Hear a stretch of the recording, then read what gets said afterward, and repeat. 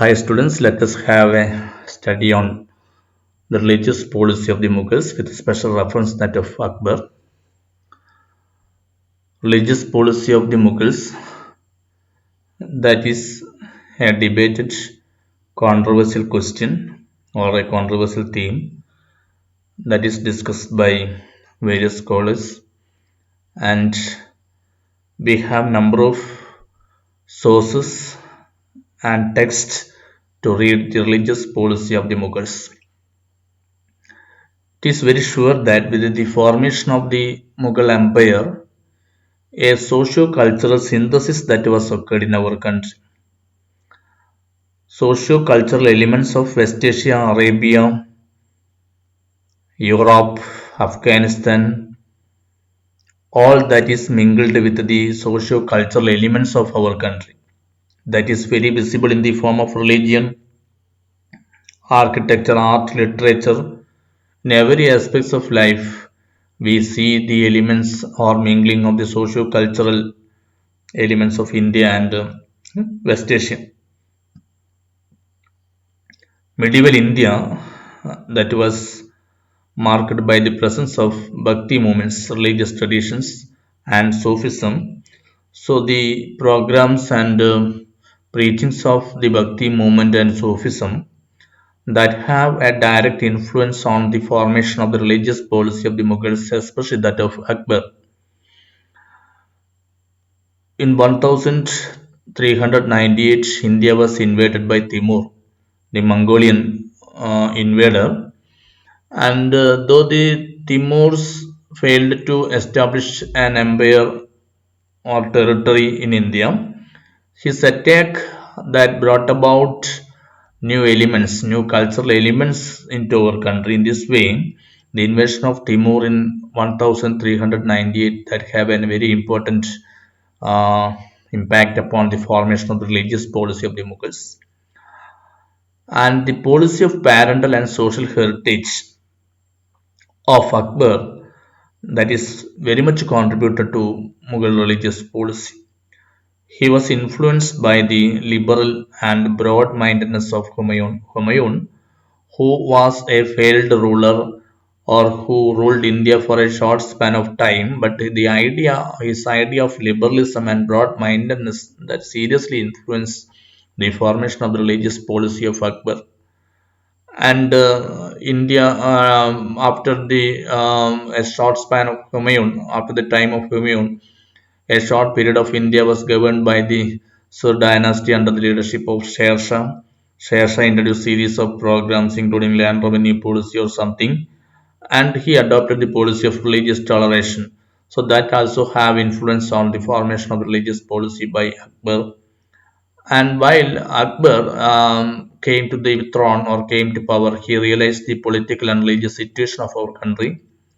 He was very fully aware that India was a territory dominated by the Hindus and other religious sects, and it is very difficult to implement the principles of an Islamic state in a Hindu dominated territory.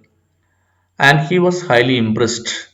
Akbar was highly impressed by the courage and valor of the Rajabus, and most of the Rajabus submitted before Akbar. But when they submitted, Akbar raised them into the highest office by offering them highest Mansabdari title Raja Mansingh, Raja Tolermal, Birbal.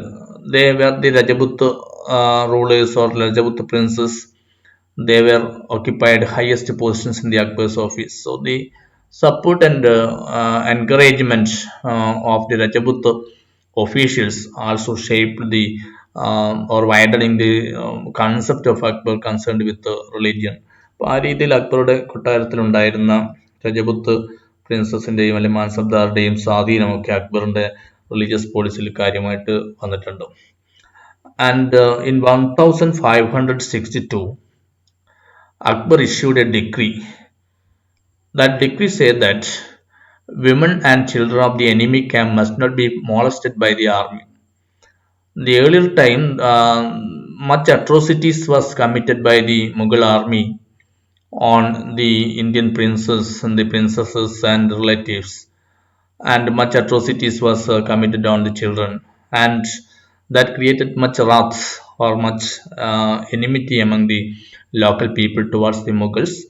And he realized the pulse of the nation, and by 1562 Akbar issued a decree that women and children of the enemy camp must not be molested by the army. അപ്പോൾ അത് 1562 അദ്ദേഹം പുറപ്പെടുവിച്ച ഒരു ശാസന പ്രകാരം അല്ലെങ്കിൽ ഒരു പ്രഖ്യാപന പ്രകാരം ഒരു ഭരണാധികാരി ഒരു യുദ്ധത്തിൽ പരാജയപ്പെട്ട് കഴിഞ്ഞാൽ അവരുടെ കൊട്ടാരത്തിലുള്ള അല്ലെങ്കിൽ അന്തേവാസികളായ സ്ത്രീകളെയോ അതുപോലെ അവരുടെ കുട്ടികളെയോ സൈന്യം യാതൊരു വിധത്തിലും ഉപദ്രവിക്കാൻ പാടില്ല എന്നുള്ള ഒരു ഡിഗ്രി, ഒരു ശാസനം 1562 പ്രഖ്യാപനം Akbar 1562 നടത്തിയിട്ടുണ്ടായിരുന്നു. Another landmark was that was in 1564, the pilgrim tax. The pilgrim tax that was abolished by Akbar. The same year, he abolished the practice of jizya. We already studied about the nature of jizya. That was a kind of tax imposed on the Hindus. And these two taxes, the pilgrim tax and jizya, that was hated by the Hindus, and that is considered as the part of the partiality of the Mughals on the Indian people. അപ്പോൾ നമ്മൾ പറയുന്ന ഹിന്ദു വിഭാഗത്തെ അല്ലെങ്കിൽ മറ്റ് വിഭാഗത്തെ പ്രധാനമായി പ്രകോപിപ്പിച്ചിരുന്ന രണ്ട് നികുതിയായിരുന്നു pilgrim ടാക്സും ജസിയയും. അപ്പോൾ 1564 പിന്നെ ഈ പറയുന്ന ജസിയയും പിൽഗ്രിം ടാക്സും നൽകേണ്ടതില്ല എന്ന് തീരുമാനിക്കുകയും at the same time religious freedom, that was freedom of worship, that was granted to the Hindus. That was another landmark in the religious policy of Akbar. And another remarkable event or incident that occurred in 1573, it was after the victory of Akbar over Gujarat. Entire Gujarat was conquered by Akbar in the year 1573, and he met a person, a Sufi saint named Sheikh Mubarak, a liberal-minded Sufi saint after his victory over Gujarat. And Akbar's contact with Sheikh Mubarak, that completely changed his perspective, religious perspective, and it is very sure that the influence of Sheikh Mubarak that created much change in the Akbar's outlook towards India, Indian people and religion. And അദ്ദേഹത്തിന്റെ രണ്ട് മക്കളാണ്, ഷെയ്ഖ് മുബാറക്കിന്റെ രണ്ട് മക്കളായിരുന്നു Abul Fazal and Faizi, the close companion court historians in the court of Akbar. So the company of Sheikh Mubarak and his two sons Abul Fasal and Faisi, that was a remarkable moment, the formation of the religious policy of Akbar. And because of the influence of these persons, Akbar opened the royal court or the debating hall of the royal court for discussion among various religious sects of India. And in order to initiate the discussion among the various religious sects of India, in 1575, he constructed the house of worship that is popularly known as Ibadat Khana. 1575 Sheikh മുബാറക്കിന്റെ സ്വാധീനത്തിൽ അദ്ദേഹം ഇബാദത്ത് ഖാന എന്ന് പറയുന്ന ഈ പറയുന്ന മതപരമായും മറ്റ് ആശയങ്ങളും ചർച്ച ചെയ്യാനുള്ള ഒരു വേദി അദ്ദേഹം ഹൗസ് ഓഫ് വർഷിപ്പ് എന്ന് പറയുന്ന ഇബാദത്ത് ഖാന എന്ന് പറയുന്ന ഒരു വേദി അദ്ദേഹം വരുന്നത്. And every Friday religious discourses, debates that was conducted in the Ibadat Khana, that was attended by the religious scholars from various parts of the country, and they were hailed from religious sects, different religious sects. വ്യത്യസ്തമായ മതവിഭാഗത്തിൽപ്പെടുന്ന സന്യാസി വര്യന്മാർ, തത്വചിന്തകന്മാരൊക്കെ നിരന്തരമായി ചർച്ച നടത്തുന്ന ആശയ സംവാദത്തിന്റെ ആശയ രൂപീകരണത്തിന്റെ കേന്ദ്രമായി ഇബാദത്ത് ഖാന ചുരുങ്ങിയ കാലഘട്ടത്തിൽ വളർന്ന് വന്നിട്ടുണ്ടെന്ന് നമുക്ക് കാണാൻ വേണ്ടി പറ്റും. And Akbar was declared as the head priest of Jama Masjid at Fatehpur Sikri. അതേ വർഷം തന്നെ അദ്ദേഹം പറയുന്ന ഫത്തേപൂർ സിക്രിയിലെ ജമാ മസ്ജിദിലെ ഹെഡ് പ്രീസ്റ്റ് അല്ലെങ്കിൽ ചീഫ് പ്രീസ്റ്റ് വജസ് ആയിട്ട് അക്ബർ തെരഞ്ഞെടുക്കപ്പെട്ടു. And by 1579 he issued a proclamation prepared by Sheikh Mubarak and signed by all Muslim theologians.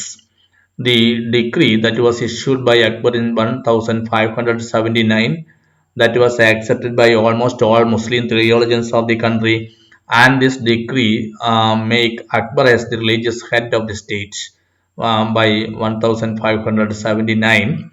And following all these events, finally, in 1582, Akbar followed a new religion that is popularly known as Din Ilahi.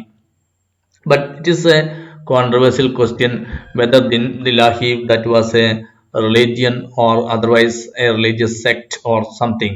So there is an argument that what Akbar formed in 1582, that was not a new religion but was a sect as in the case of a Sufi sect, and Akbar who became a master or a chief priest of that sect. So whatever may be, Din Ilahi, a religious sect that was formed in 1582, that contained the good essence or better essence of the all religions of the country. 1582 അദ്ദേഹം form ചെയ്ത ദിൻ ഇലാഹി എന്ന് പറയുന്ന പ്രസ്ഥാനം അത് എല്ലാ മതവിഭാഗങ്ങളുടെയും നല്ല വശങ്ങൾ ഉൾപ്പെടുത്തിക്കൊണ്ടാണ് in 1582 he formed a new religious sect that is known as Din Ilahi.